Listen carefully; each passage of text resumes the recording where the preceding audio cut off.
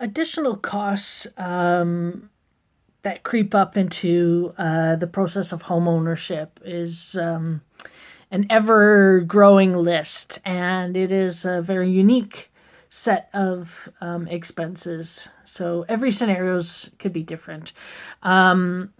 What we're sort of recommending is that folks have around $12,000 worth of available cash for additional expenses.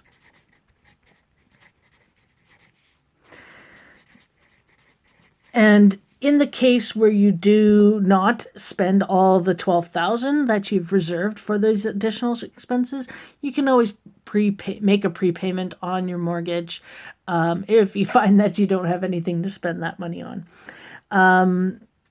But the thing that most people have to look at when they're looking at a limited budget, let's say of $4,000, is which of these expenses are mandatory and which are optional. Now, in your own personal life, if you're bringing a baby into the house and, the previous owners had pets, you want to change the carpets. Totally understandable. But technically, this is an optional expense. Things that are mandatory must be paid, or you will not get the keys to this house, or this transaction will not go through. So some examples of mandatory expenses are land transfer tax, absolutely must be paid. Lawyer fees, obviously. The survey certificate is like a bird's eye view of the house that shows distances from the house to the edge of the property line. Other things like decks or garages that are being have been built on the property with permits. This needs to be up to date. So if you don't have an up to date one, you'll have to get one. Gas hookup for out of town properties, it is mandatory upon purchase to get the gas hooked up. Property tax. So let's say the previous owner had paid the full year's worth of property tax.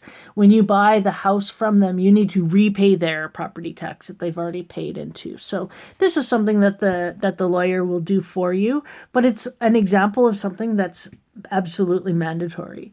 So let's look at some of those optional expenses.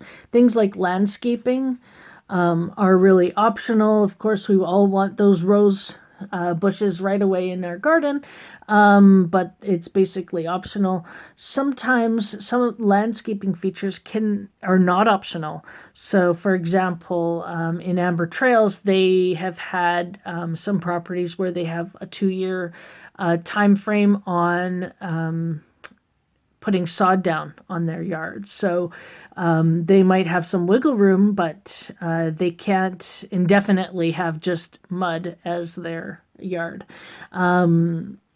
Internet hookup, this is, again, it feels really mandatory, but it's technically optional. The dishwasher installation, the snow blower, all these things, that come with buying a house and that you want to get your hands on right away. If you only have $4,000 to spend, then these things need to wait. And the last thing that is technically an optional expense is the house inspection. However, you would ask yourself, would you ever buy a car without test driving it? And for most people, the answer is no, they would never do that. So why would you buy a house without inspecting it? You can purchase homes without having a house inspection. In fact, if it's a seller's market and there's lots of competition, the sellers may not allow you to do a house inspection even though you request one. They might just take another offer that's available to them. So as much as we would advise towards getting the house inspection, just know that it is optional. Although for yourself and your partner, and your those who are going on the mortgage, it's totally understandable that you would feel that it's mandatory, and it's an absolutely wonderful thing to do and have done.